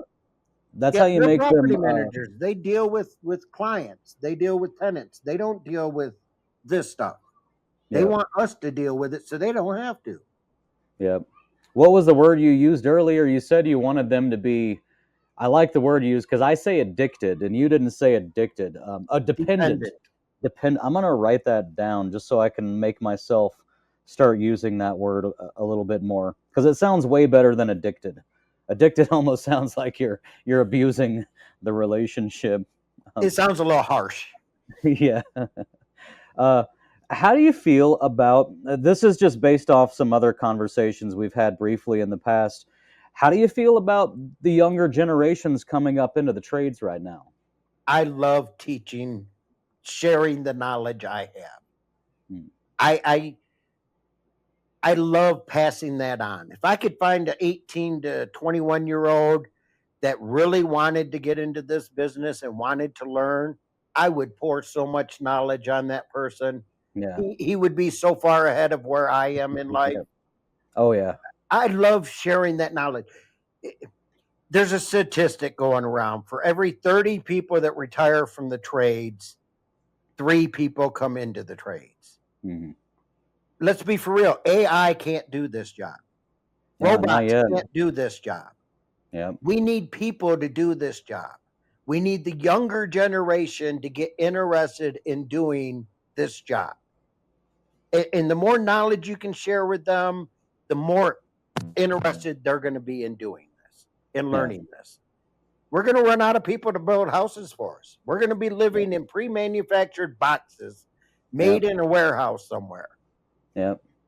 We need the trades in general: electrical, construction, plumbing, roofing. Everybody is hurting.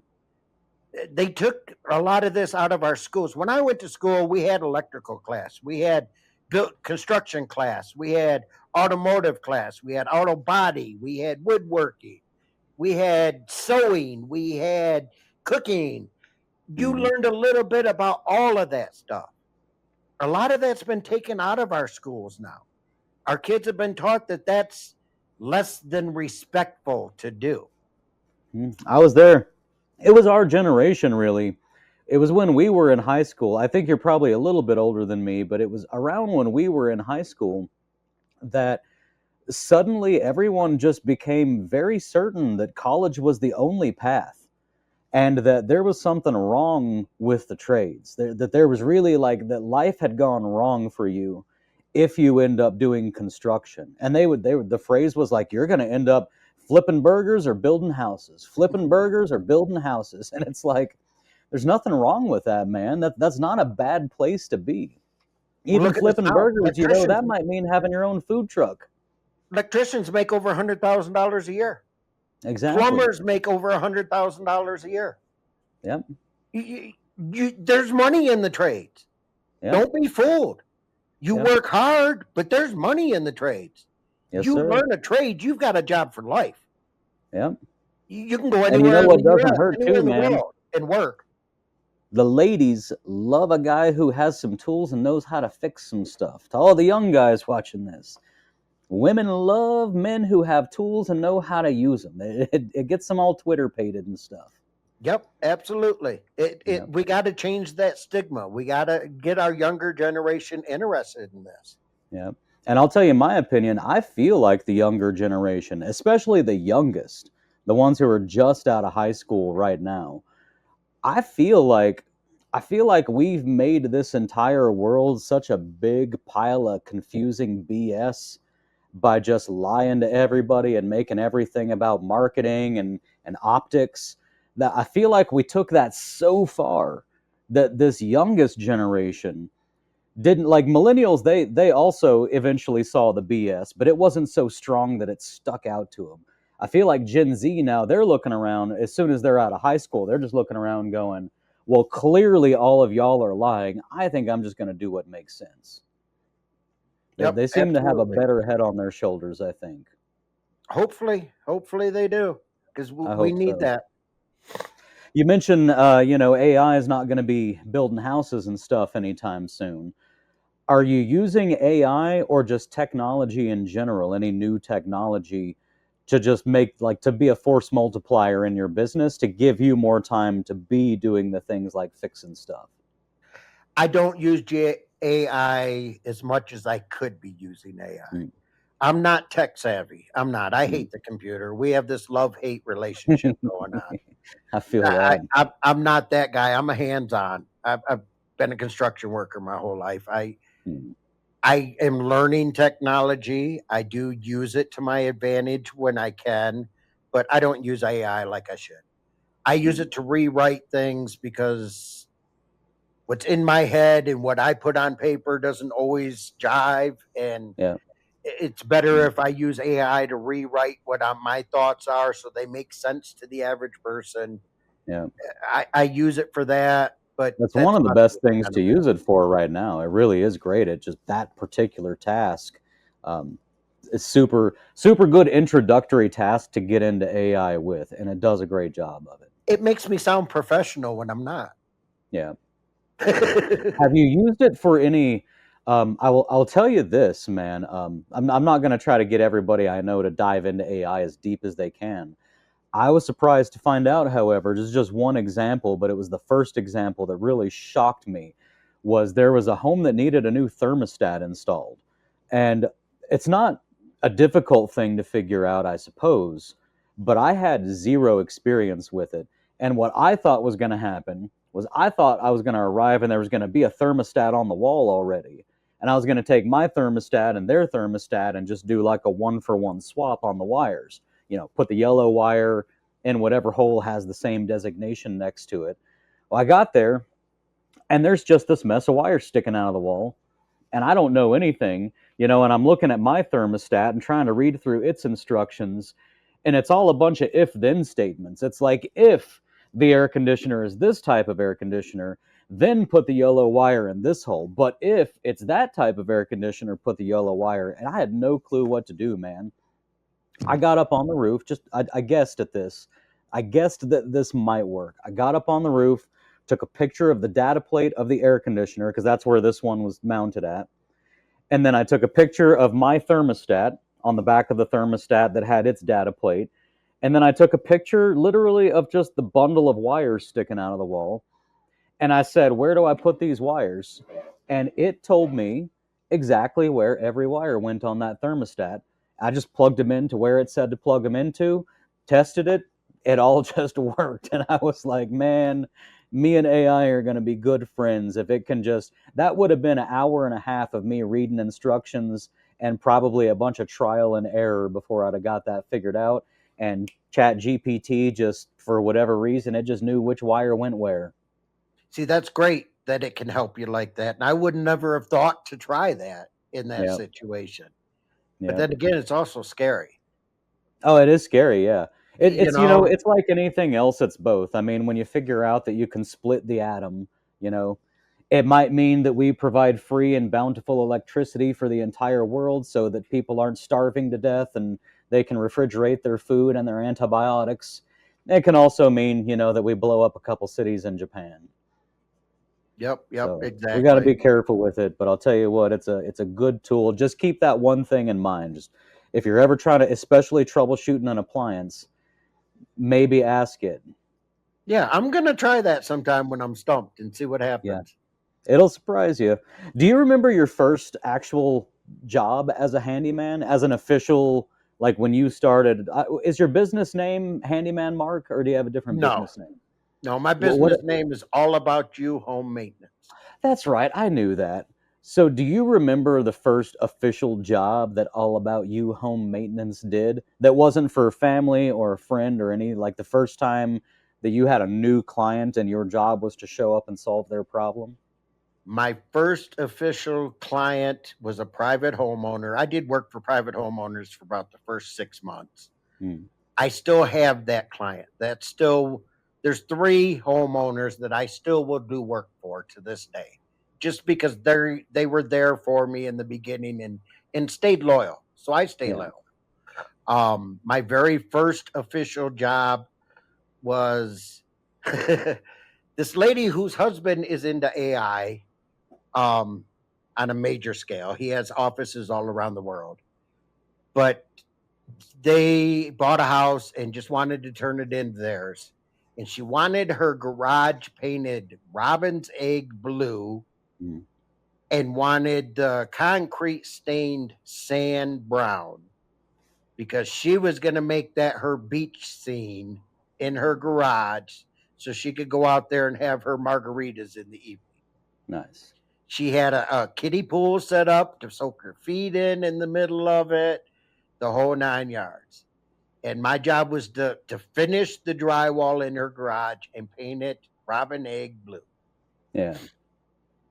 And yeah, she's still a great client. I still do work for them. She'll call me up just to talk sometimes. You know. That's cool. But they got in early with me and they helped me out a lot. They sent me a lot of work in my early days to try to help me get going in this. Do you think that, as you kind of just implied, do you think they did that partly because they did want to help you? Like that they just liked you, and if you needed work, they were just happy to give you some because they wanted you to succeed? Yes, 100%. I think a lot of the work that I got from them was just to help me out. Exactly. Have you come on any times with this business where you thought you were likely to fail, especially like quickly or soon?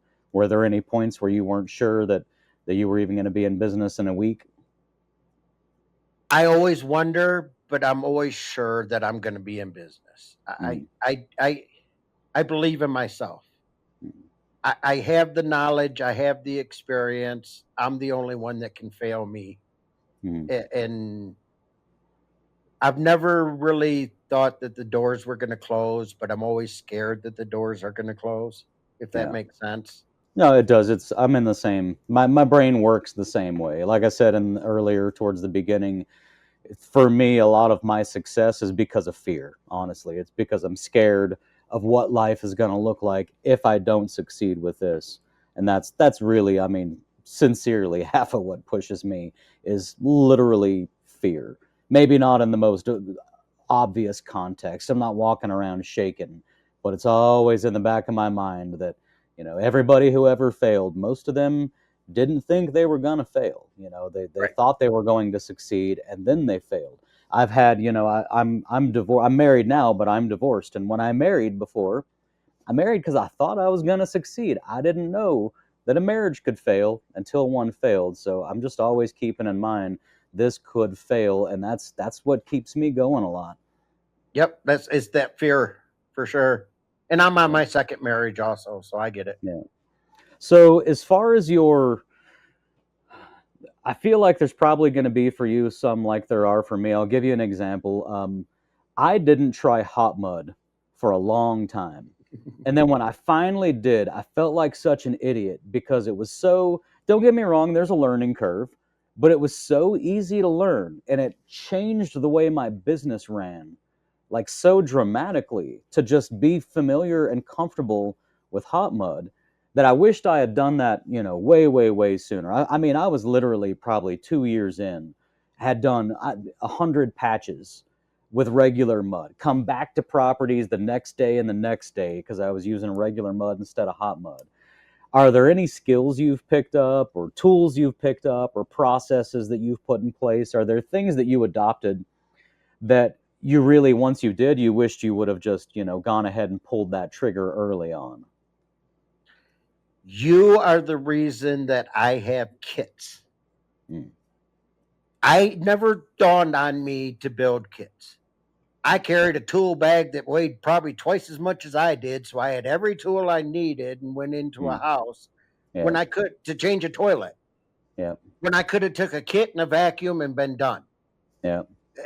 That made the biggest difference in the way I do business. It made the Mhm. biggest difference in my efficiency, in my timing.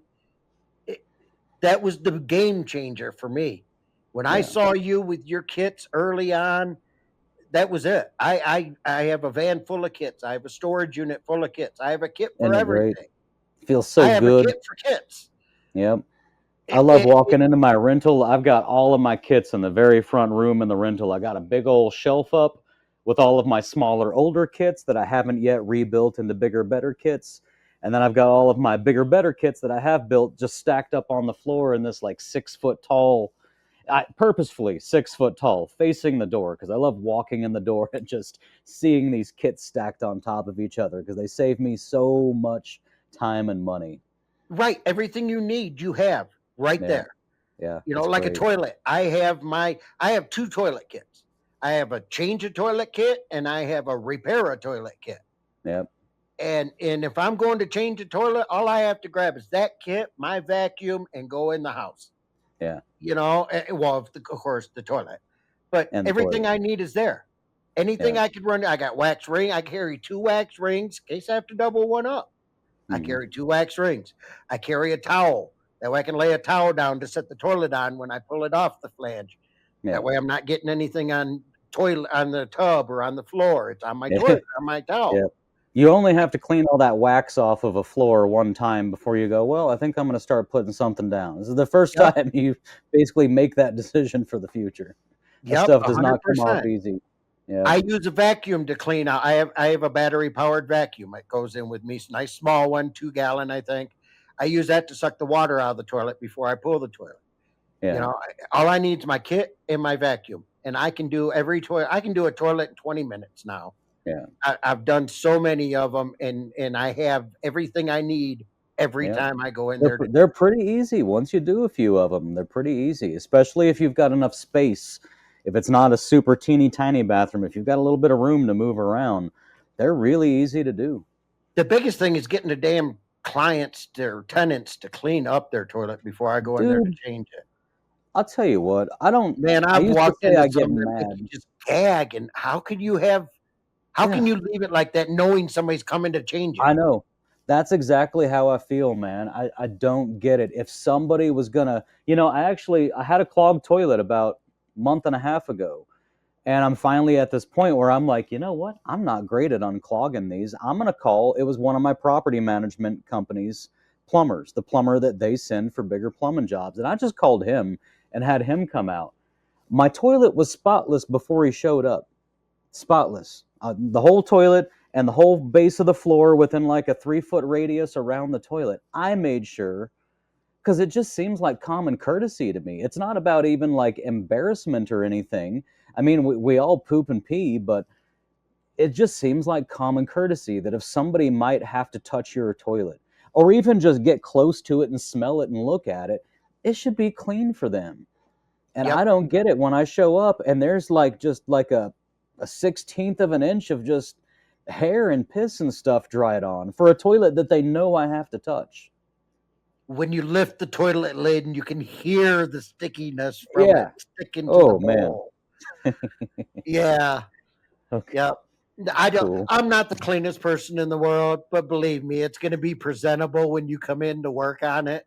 Exactly. It's I just don't common judge courtesy, people. I think. Everybody lives different. It's not my place to judge how you live. That's Yeah. your thing. But But like, if you know really, I'm going to come come on. over and have to touch it, please just remove your urine so that I can touch it. There was one early on in my career, and I was a smart ass that I knew was a problem. That you were in there on their toilet once a month. It was always plugged up, and it was always nasty when you went in there. So one time I dressed up in a Tyvek suit with a respirator on, big old kitchen yellow rubber gloves on, and knocked on their door and went in to work on their toilet. And I promise you, every time we went in after that, that toilet was clean when we went to Good. work on it. Good, man. That's good. Well, we're coming up on 2 hours, sir. I've Wow. run through all of the stuff that I really wanted to make sure I touched on. Are there things that you want to talk about that I haven't asked you about? I really want to give my appreciation of you. I've been doing this a long time. I know I don't know everything, and I'm always trying to learn new things, new ways of doing things, better ways of doing things. And when I stumbled across your channel, it just clicked. And the way you explain things and the time you take to explain things and the way you interact with your viewers, I want to give my appreciation of you. You've helped me out a lot in ways that I didn't think I needed help until I actually heard them. And Well, you're and I'm super sure there's welcome. a But lot to of be guys out fair, I there that love feel what I the same do. way. Yeah. And good on you for doing what you do. We appreciate what you do, Cool. I and it's appreciate very that. valuable. Yeah. Thank you. Thank you. I love what I do. I sincerely, I just enjoy it. I wouldn't be doing it if I didn't just love doing it. While we're in this moment, and take a second to talk to everybody who's watching, just to remind them, and you can back me up on this. I'm available for people to email at bulletproofhandymanbusiness@gmail.com. I may not always get back to you right away, although these days I am getting pretty good at that. But just so everybody watching knows, if you need anything, there's no paywalls on this channel literally for anything ever. And if you need advice, specific advice, not the emails that say like, hey, I'm thinking of starting a business, do you have any advice? Well, my advice is to go to my channel and watch my videos. But if you have specific questions, definitely email me and I'll answer them. I've been there. I believe I have. Hopefully I'm not lying. I think I've replied to your emails the few times that you've needed something. But so I guess with that, we're going to close things out. But I want to give you one final opportunity. If there's anything that you want to say directly to the audience, anything, whether it be motivational or whatever, any advice you want to give, especially the new guys who are maybe watching these interviews because they're trying to get a grasp of what it means to own and run a handyman business. Best thing I can say is just get out there and do it. We all were scared when we started this. We all came into this not knowing much, if it was going to work, if it wasn't going to work. Just get out there and try. You're always going to be a failure if you don't try. Yep. You might surprise yourself on the things you can figure out and the things you can make happen. You got to try. That's the biggest thing. Yep. Nothing changes if nothing changes. Exactly. All right. Well, Mark, thank you so much for coming on and just spreading all your wisdom, man. I really appreciate you and everybody watching. I love you guys. I hope you're out there killing it, and I'll see y'all on the next one.